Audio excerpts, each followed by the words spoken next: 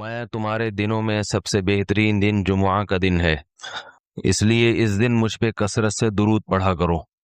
فَإِنَّ صَلَاتَكُمْ مَعْرُوضَةٌ عَلَيَّ، اس لیے کہ تمہارا درود مجھ تک پہنچایا جاتا ہے۔ صحابی نے پوچھا یا رسول اللہ کیف تعرض علیک صلاتنا وقد ارمت، ہمارا درود آپ تک کیسے پہنچایا جائے گا جبکہ آپ جب دنیا سے جائیں گے، قبر میں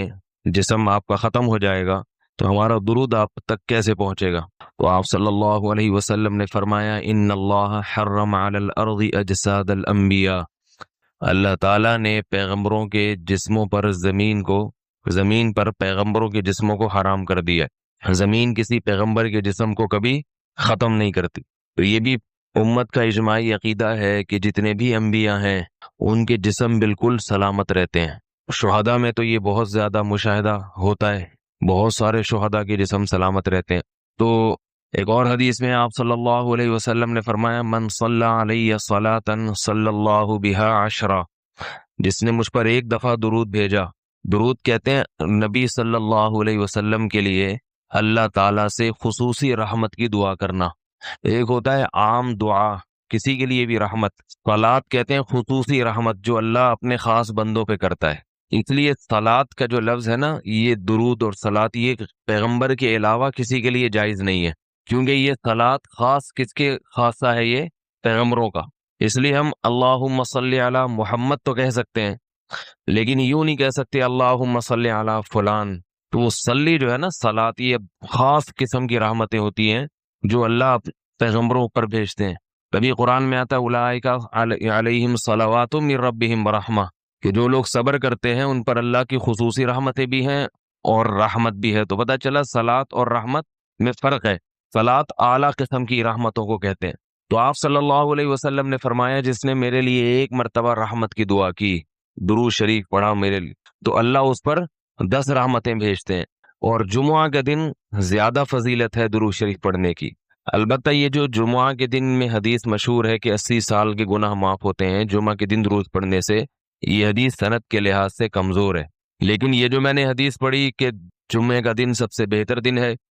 فَأَكْثِرُوا عَلَيَّ مِنَ الصَّلَاةِ فِيهِ، لہذا اس دن مجھ پہ کثرت سے درود پڑھا کرو، یہ بالکل صحیح حدیث ہے۔ تو جمعہ کے دن درود شریف کی اضافی فضیلت ہے۔ آج چونکہ جمعہ کا دن ہے اس لیے میں نے کہا کہ اس بارے میں تھوڑی سی بات کروں۔ ایک اور حدیث میں آتا ہے رسول اللہ صلی اللہ علیہ وسلم نے فرمایا لا تجعلوا قبری عیدا وصلوا علی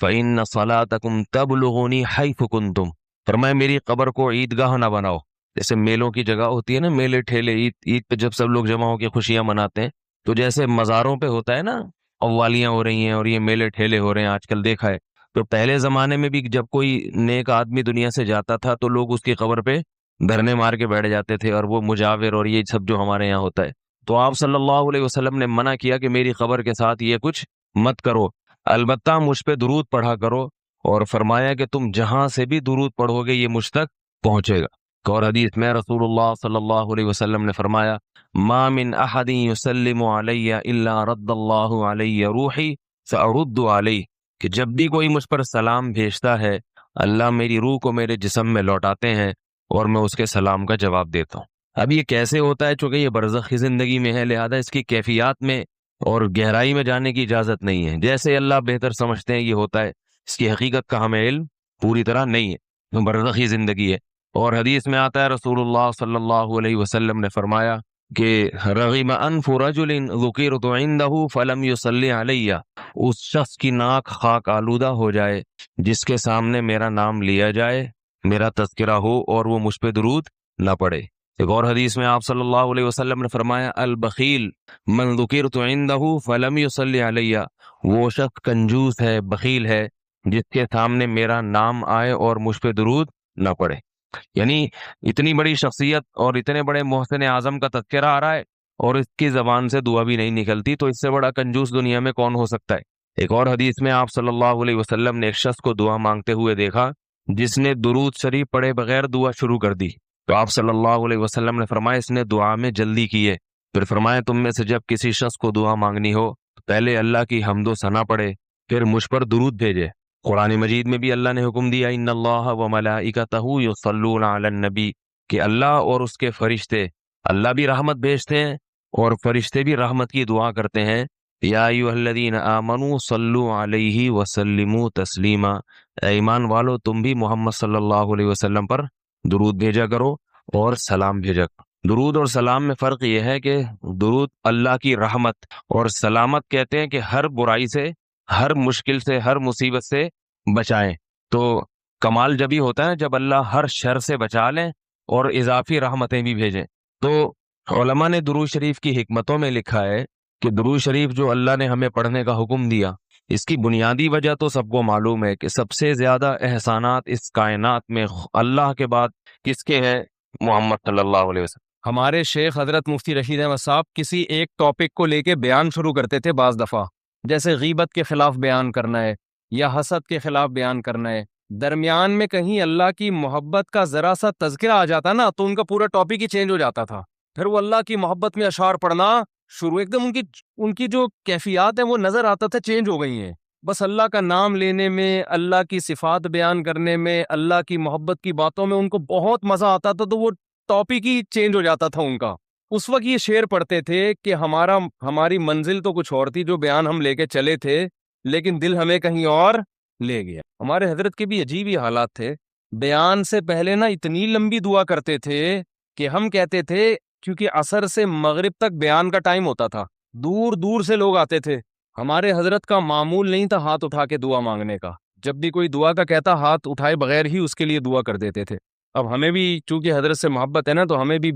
دل ہمارا کہیں اور لے کے جا رہا ہے، جو اصل بیان کا ہدف تھا اس سے دل نے ہمیں کیا کر دیا ہے، ہٹا دیا ہے۔ تو وہ کیا کرتے تھے، عصر سے مغرب ٹائم ہے، دور دور سے لوگ بیان سننے آئے ہیں، تو بیان سے پہلے وہ دعا کرتے تھے ہاتھ اٹھا کے۔ وہ دعا بعض دفعہ اتنی لمبی ہو جاتی تھی، انفرادی دعا ہوتی تھی، اجتماعی نہیں، خود ہی اپنی دعا مانگ رہے ہوتے تھے، دعا یہی مانگتے تھے کہ اللہ بیان وہ کروا دے جس کی لوگوں کو ضرورت ہو۔ وہ بعض دفعہ اتنی لمبی دعا ہو جاتی تھی کہ بیان کے لیے ٹائم بہت تھوڑا بچتا تھا، تو ہمیں تھوڑا غصہ بھی آتا تھا، حیرانگی بھی ہوتی تھی کہ اتنی دور دور سے لوگ آئے ہیں، دعا تو آپ کسی اور ٹائم مانگ لینا، لیکن آپ تو دعا میں ہی سارا ٹائم لگا دیا آپ نے۔ تو حضرت کہتے تھے کہ میں ہاتھ اٹھا کے جب دعا مانگتا ہوں نا، اللہ کے سامنے ہاتھ اٹھاتا ہوں تو کسی اور ہی دنیا میں پہنچ جاتا، بس پھر وہ اسی میں حضرت کو اتنا مزہ آتا تھا کہ بیان گیا تیل لینے بیان کیا ایسی کی تیسی، آئے ہمیں تو اب اللہ سے جب مانگنا شروع کیا ہے تو اس میں، لیکن وہ پھر تھوڑی دیر کا بیان ہوتا تھا،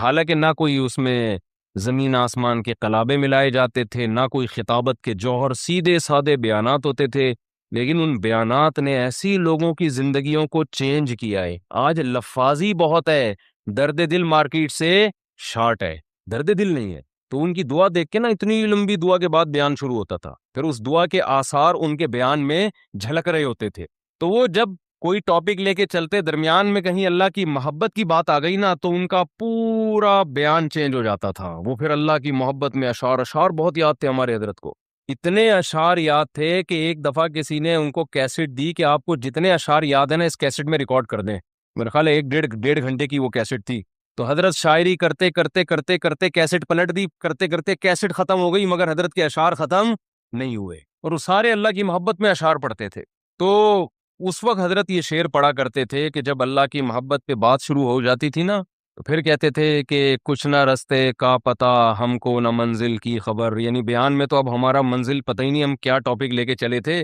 جا رہے ہیں جس طرف ہم کو لیے جاتا ہے دل، اب تو دل نے ہم سے جو کہلوا دی اب تو ہم وہی کہیں گے، لیکن وہ تو اللہ کی محبت میں تھا نا، وہ تو وہاں تو ٹاپک سے ہٹ جانا ہی ٹاپک تھا۔ حضرت مفتی تقی عثمانی صاحب دامت برکاتہم کا شعر ہے نا کہ یہاں تو عین منزل ہے، وہ کیا ہے یار، تھکن سے چور ہو جانا، اللہ کی محبت کی جو راستہ ہے نا، اللہ کی محبت میں آپ جو راستہ طے کرتے ہو اللہ کو پار کرنے کے لیے، اللہ کو پانے کے لیے، اللہ کو حاصل کرنے کے لیے آپ جو راستہ طے کرتے ہو نا، اس طے کرنے میں تھک جانا یہی منزل ہے عاشق کے لیے۔ دیکھو آپ جب کسی ہدف پہ چلتے ہو، راستے میں تھک گئے آپ، تو منزل تک پہنچنا مشکل ہو گیا نا، تو وہ آپ کا سفر کیا ہو گیا، ضائع۔ لیکن حضرت مفتی تقی عثمانی صاحب رحمہ اللہ نے بڑا پیارا شعر کہا کہ اللہ کی راہ میں اللہ کو پانے کے لیے تھک جانا ہی منزل ہے، اللہ یہی چاہتے ہیں کہ تھک جاؤ بس تم، اس تھکاوٹ سے ہی میں ملوں گا، کیا کریں وہ ذوق ہی نہیں ہے۔ ابھی میں کرکٹ کی باتیں شروع کر دوں، ابھی میں عمران خان پہ وہ سیاسی تبصرے شروع کر دوں، شادیوں کی باتیں شروع کر دوں، بہت مزہ آئے گا ایک دم۔ اچھا، جس کی زیادہ شادیاں ہوتی ہیں نا، اس کو اللہ کی محبت کی باتیں بہت جلدی سمجھ میں آتی ہیں، کیونکہ دکھی دل ہوتا ہے نا، ٹوٹا ہوا دل، اجڑا ہوا، وہ کہتے ہیں مجھ سے اللہ کی محبت ہی کی باتیں کیا کرو، عورتوں کی باتیں مجھ سے، یہ کنواروں کے شوق ہیں کہ اللہ کی محبت کے بجائے خواتین کی باتیں کرو، شادیوں کی باتیں، لیکن جب ہو جاتی ہے نا 2-3، تو پھر آدمی کہتا ہے یار اللہ کی محبت کی باتوں میں اللہ نے بڑا مزہ رکھا ہے۔ یہ بھی ایک فائدہ ہے۔ حضرت ایک اور شعر پڑھتے تھے، مجھے تو شاعری کا زیادہ ذوق نہیں ہے تو مجھے پورے شعر یاد نہیں رہے، وہ ایک اور شعر پڑھتے تھے، بس ایک بجلی سی پہلے کوندی پھر آگے کی کچھ خبر نہیں ہے، مگر جو پہلو کو دیکھتا ہوں تو دل نہیں ہے جگر نہیں ہے۔ یعنی اللہ کی محبت میں ہم دل بھی گواہ بیٹھے اور جگر بھی، پہلو کو دیکھ رہے ہیں تو نہ دل نظر آ رہا ہے ہمیں، نہ جگر نظر آ رہا ہے۔ تو محبت کے اصول تو کچھ اور ہوتے ہیں نا، اس میں تھوڑی انسان پابند ہوتا ہے۔ آپ نے اپنی محبوبہ کو ٹائم دیا 10 منٹ کا ملاقات کا، تو ایسا تھوڑی ہوگا آپ اینڈ ٹائم پہ پہنچے، ٹھیک اسٹاپ واچ لگا کے 10 منٹ کی میٹنگ ہوئی، اچھا جی میٹنگ برخاست، ہمارا آپس کی میٹنگ 10 منٹ کی طے ہوئی تھی، چلتے ہیں، آپ اپنا خیال رکھیے گا، مجھے بھی، میرا بھی رکشا کھڑا ہوا انتظار کر رہا ہے۔ ایسے ہوتا ہے؟ وہاں تو ٹائم ویسٹنگ ہی کیا ہے، مطلوب ہے وقت کا ضائع کرنا ہی عاشق کے لیے کہ بھائی ٹائم ویسٹ کرو، ہمارے اس لیے ہیں۔ ہاں کوئی بزنس کی میٹنگ ہو رہی ہے یا کوئی اور کوئی کسی کو، اس میں آدمی ٹائم دیکھتا ہے، بھائی 10 منٹ 15 منٹ ہو گئے، بس اب جاؤ یار، اپنا دماغ کیوں کھا رہے ہو ہمارا۔ وہ بار بار میں واقعہ سناتا ہوں نا، حضرت موسیٰ علیہ السلام والا، موسیٰ علیہ السلام کی جب اللہ سے کلام ہوا، اس واقعے سے میں ایک سبق دلاؤں گا آپ کو۔ بہت سے لوگ کہتے ہیں ہم جب ذکر کرتے ہیں تو ذکر میں مزہ نہیں آتا، حدیث میں آتا ہے نا 100 دفعہ صبح لا الہ الا اللہ وحدہ لا شریک لہ لہ الملک ولہ الحمد یحیی و یمیت وہو حی لا یموت، کیسا مزیدار کلمہ ہے، کیسا مزیدار کلمہ۔ چائے بڑی خاندانی چیز ہے یار، آپ کو ایک بات بتاؤں، جب آدمی 24 گھنٹے چائے نہ پیے نا، پھر چائے پی کے بیان کرے تو عجیب ہی لطف آتا ہے اس میں نے کافی دیر بعد اب چائے پی ہے نا، اور کڑک دودھ پتی، تو میری کھوپڑی ایک دم ایکٹیو ہو گئی ہے آج۔ تو سوچو سٹے میں کیا ہوگا، ہم ہمیں چرسیوں کو برا بھلا کہتے ہیں، ہیروئنچیوں کو برا بھلا کہتے ہیں۔ تو میں نے اکثر دیکھا جب میرا دماغ تھکا ہوا ہوتا ہے بیان نہیں ہوتا، دماغ فریش ہوتا ہے تو اس کے اثرات بیان میں بھی آ رہے ہوتے ہیں، دماغ چلتا ہے۔ تو میں ابھی نا کڑک سی دودھ پتی نہیں پینی چاہیے، عادت خراب کر دی نا ہم نے۔ تو کیا کہہ رہا تھا یار میں، حضرت موسیٰ علیہ السلام کے واقعے سے میں ایک سبق دلاؤں گا۔ بہت سے لوگوں کو اشکال ہوتا ہے کہ یہ جو ذکر اللہ ہے نا، معاذ اللہ یہ ٹائم ویسٹنگ ہے، نہ ہم کوئی ترقی کر رہے ہیں اس میں، نہ ہم انسانیت کی خدمت کر رہے ہیں۔ اب آپ جتنا دیر ذکر میں لگاتے ہو، یہ لا الہ الا اللہ کی تسبیح کتنی مزیدار ہے، لا الہ الا اللہ وحدہ لا شریک لہ لہ الملک ولہ الحمد، بعض روایات میں یحیی و یمیت بھی ہے، بعض میں اس کے بغیر بھی ہے، یحیی و یمیت وہو حی لا یموت وہو علی کل شیء قدیر۔ یہ حدیث میں آتا ہے جس نے 100 دفعہ صبح پڑھا تو کوئی شخص اس سے زیادہ نیکیاں اپنے اعمال میں جمع نہیں کر سکتا سوائے اس شخص کے جو 100 سے زیادہ دفعہ پڑھ لے۔ اب یہ جو ہمارا پڑھا لکھا طبقہ ہے نا، وہ کہتا ہے یار یہ ٹائم ویسٹنگ ہے۔ یہ کیا ہے بھائی، اتنی دیر میں کسی غریب کو کھانا کھلا دو، کیا خیال ہے؟ آپ نے دیکھا ہوگا نا کچھ لوگ مسجد میں بیٹھے ہوتے ہیں، لا الہ الا اللہ لا الہ الا اللہ ذکر کر رہے ہوتے ہیں۔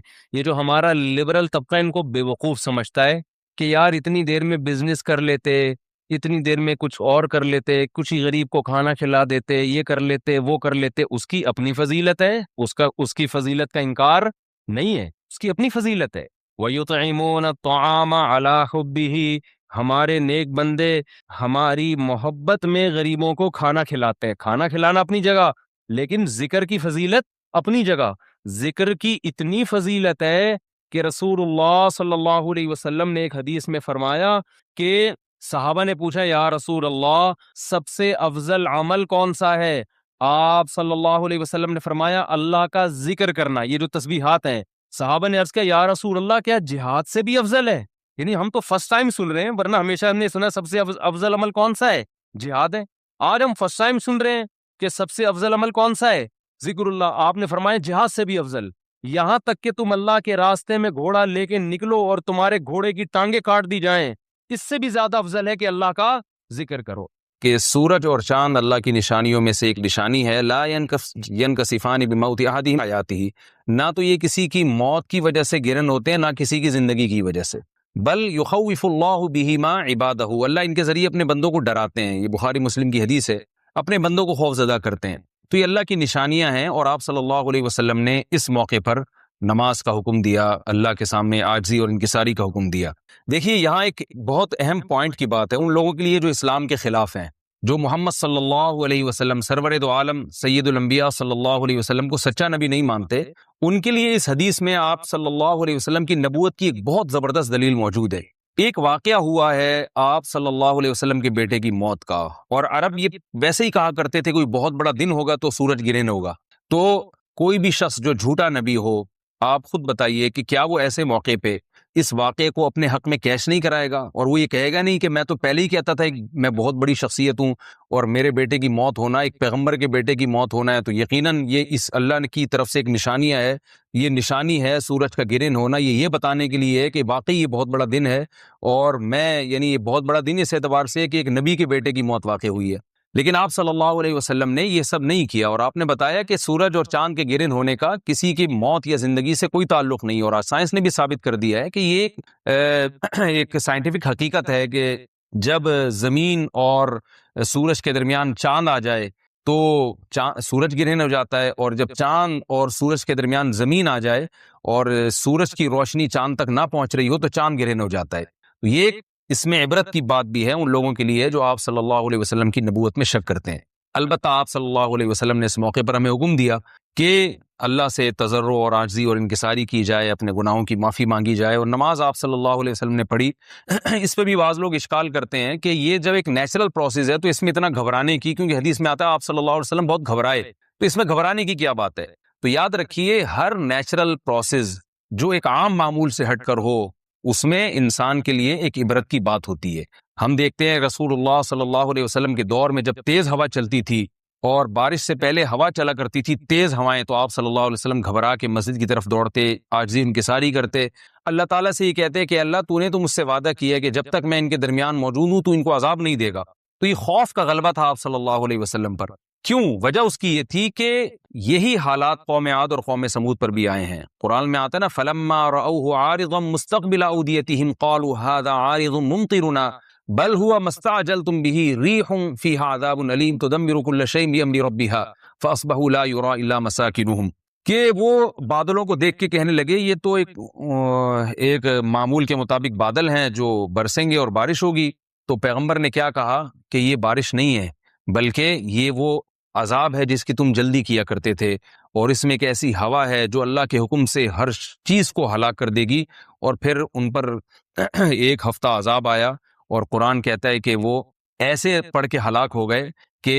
فَتَرَ الْقَوْمَ فِيهَا صَرْعَىٰ كَأَنَّهُمْ أَعْجَازُ نَخْلٍ خَاوِيَةٍ، اے مخاطب اگر تو ان کو دیکھتا تو ایسے لگتا کھجور کے تنے ہیں جو اوندھے پڑے ہوئے ہیں، تو ایسے ہوا نے ان کو تہس نہس کر دیا۔ تو یہ عام معمول سے ہٹ کے جب بھی اس کائنات میں کوئی تغیر آتا ہے تو اللہ کی نشانیوں میں سے ایک سائنٹیفک حقیقت بھی ہے، اس کی ایک لاجک بھی ہے، لیکن اس کے ساتھ ساتھ اللہ کی نشانیوں میں سے ایک نشانی بھی ہے، اور ایسی نشانی ہے جس سے ہمیں ڈرنا چاہیے کہ اللہ تعالیٰ کو اختیار ہے وہ جب چاہے سورج کی روشنی چھین لے، چاہے کسی بھی طرح سے چھینے۔ اور یہ بھی ایک سائنٹیفک حقیقت ہے جو آپ صلی اللہ علیہ وسلم کی نبوت پر جس نے ایک مہر لگا دی ہے کہ سورج اور چاند کا گرہن ہونا، اگرچہ اس کی ایک لاجک ہے کہ چاند سورج کے سامنے آ جائے تو سورج گرہن ہو جاتا ہے، لیکن اس بارے میں جو ہماری تحقیق ہے، جو سائنسدان کہتے ہیں کہ یہ وقت اس یعنی خطرے کا وقت ہوتا ہے، سورج سے ایسی خطرناک ریز نکلتی ہیں جو نقصان کا سبب بن سکتی ہیں، تبھی بعض حضرات سورج کی طرف دیکھنے سے بھی منع کرتے ہیں، اور یعنی نظام میں تھوڑی ایک عام نارمل روٹین سے ہٹ کے اس کائنات کا نظام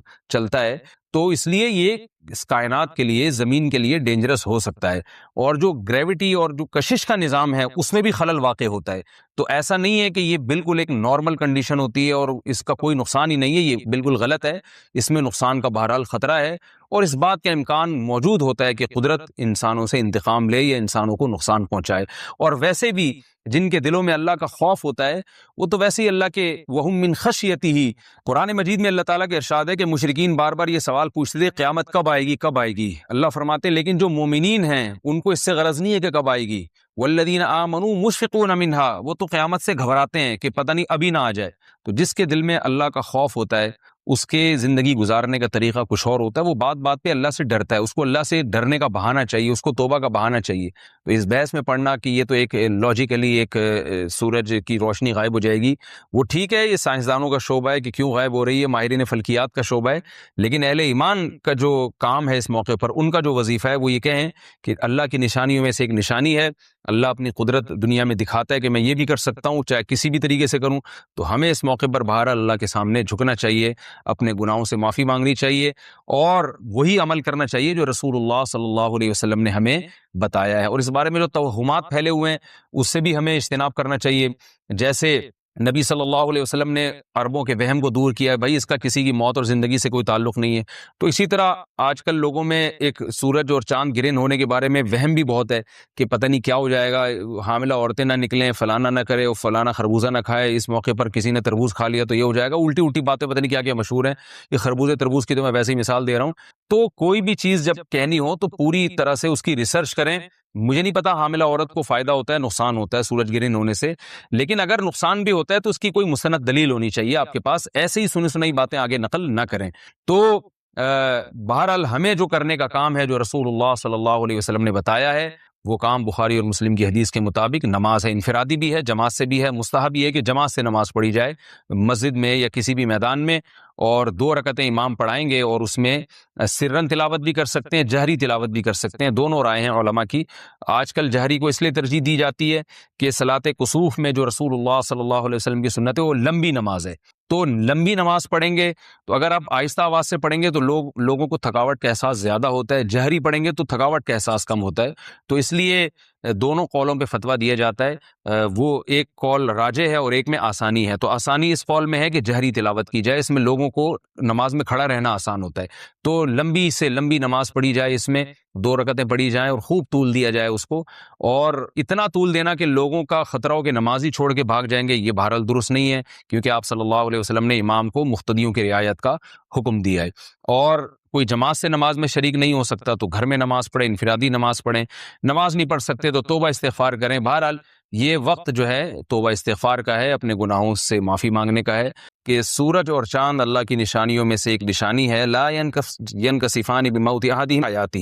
نہ تو یہ کسی کی موت کی وجہ سے گرہن ہوتے ہیں، نہ کسی کی زندگی کی وجہ سے، بل یخوف اللہ بہما عبادہ، اللہ ان کے ذریعے اپنے بندوں کو ڈراتے ہیں، یہ بخاری مسلم کی حدیث ہے، اپنے بندوں کو خوف زدہ کرتے ہیں، تو یہ اللہ کی نشانیاں ہیں، اور آپ صلی اللہ علیہ وسلم نے اس موقع پر نماز کا حکم دیا، اللہ کے سامنے عاجزی اور انکساری کا حکم دیا۔ دیکھیے یہاں ایک بہت اہم پوائنٹ کی بات ہے ان لوگوں کے لیے جو اسلام کے خلاف ہیں، جو محمد صلی اللہ علیہ وسلم سرور دو عالم سید الانبیاء صلی اللہ علیہ وسلم کو سچا نبی نہیں مانتے، ان کے لیے اس حدیث میں آپ صلی اللہ علیہ وسلم کی نبوت کی ایک بہت زبردست دلیل موجود ہے۔ ایک واقعہ ہوا ہے آپ صلی اللہ علیہ وسلم کے بیٹے کی موت کا، اور عرب یہ ویسے ہی کہا کرتے تھے کوئی بہت بڑا دن ہوگا تو سورج گرہن ہوگا، تو کوئی بھی شخص جو جھوٹا نبی ہو، آپ خود بتائیے کہ کیا وہ ایسے موقع پہ اس واقعے کو اپنے حق میں کیش نہیں کرائے گا، اور وہ یہ کہے گا نہیں کہ میں تو پہلے ہی کہتا تھا کہ میں بہت بڑی شخصیت ہوں اور میرے بیٹے کی موت ہونا، ایک پیغمبر کے بیٹے کی موت ہونا ہے تو یقیناً یہ اس اللہ کی طرف سے ایک نشانیاں ہے،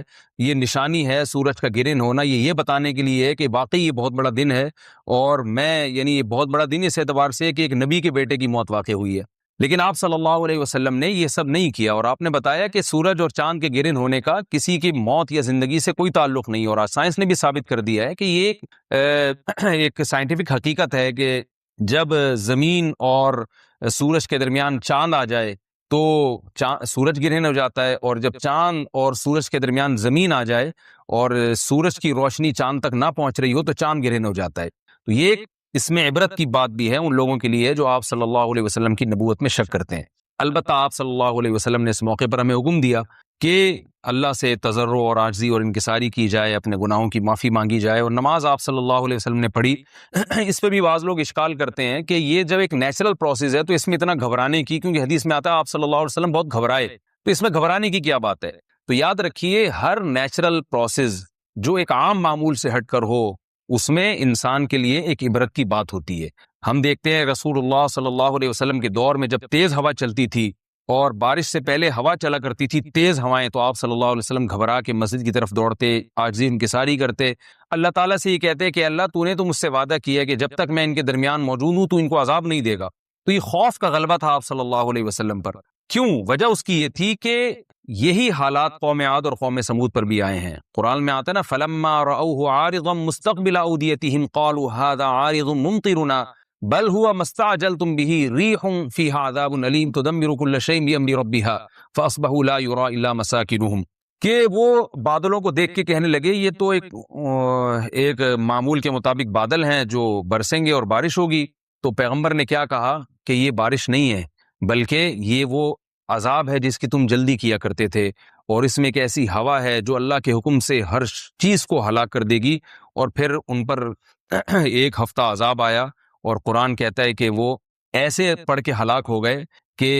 فَتَرَى الْقَوْمَ فِيهَا صَرْعَىٰ كَأَنَّهُمْ أَعْجَازُ نَخْلٍ خَاوِيَةٍ. اے مخاطب اگر تو ان کو دیکھتا تو ایسے لگتا کھجور کے تنے ہیں جو اوندھے پڑے ہوئے ہیں. تو ایسے ہوا نے ان کو تہس نہس کر دیا. تو یہ عام معمول سے ہٹ کے جب بھی اس کائنات میں کوئی تغیر آتا ہے تو وہ اللہ کی نشانیوں میں سے ایک سائنٹیفک حقیقت بھی ہے، اس کی ایک لاجک بھی ہے، لیکن اس کے ساتھ ساتھ اللہ کی نشانیوں میں سے ایک نشانی بھی ہے. اور پاک ہے وہ ذات جو اپنے بندے کو رات کے تھوڑے سے حصے میں لے گیا مسجد حرام سے مسجد اقصیٰ کی طرف، وہ مسجد اقصیٰ جس کے ارد گرد ہم نے برکتیں رکھی ہیں. اس میں معراج کے واقعے کا تذکرہ ہے. رسول اللہ صلی اللہ علیہ وسلم کو نبوت ملنے کے بعد اور ہجرت سے پہلے رات میں جبریل علیہ السلام آئے. احادیث میں یہ مضمون بہت واضح ہے، قرآن میں بہت اجمال ہے، ڈیٹیل نہیں ہے. احادیث میں بخاری مسلم کی صحیح احادیث ہیں، بہت کثیر روایات ہیں جن میں بہت ڈیٹیل کے ساتھ اللہ نے نبی صلی اللہ علیہ وسلم نے اس مضمون کو بیان کیا، اور قرآن میں اجمالی بیان ہوا. اور احادیث میں جو ہمیں واقعہ ملتا ہے اس کا خلاصہ یہ ہے کہ رات کے تھوڑے سے حصے میں ایک معجزہ ظاہر ہوا.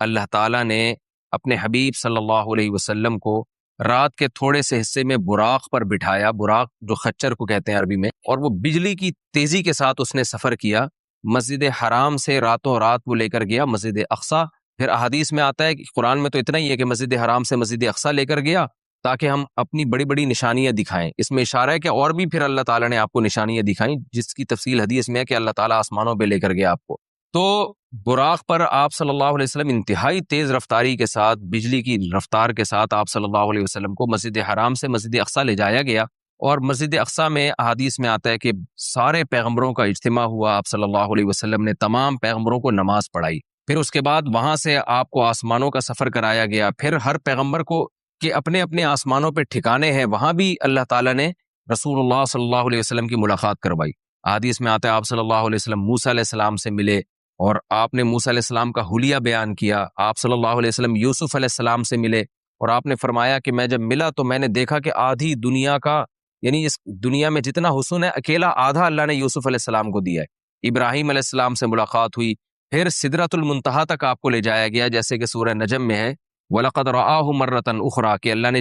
ہمارے نبی صلی اللہ علیہ وسلم نے، محمد صلی اللہ علیہ وسلم نے جبریل کو بھی دیکھا ہے. ایک تو افق اعلیٰ میں دیکھا ہے، اور ایک اور دفعہ بھی دیکھا ہے عند سدرۃ المنتہا، سدرہ منتہا پر. سدرہ عربی میں بیری کے درخت کو کہتے ہیں، منتہا کا معنی کنارہ، یعنی بالکل گویا کہ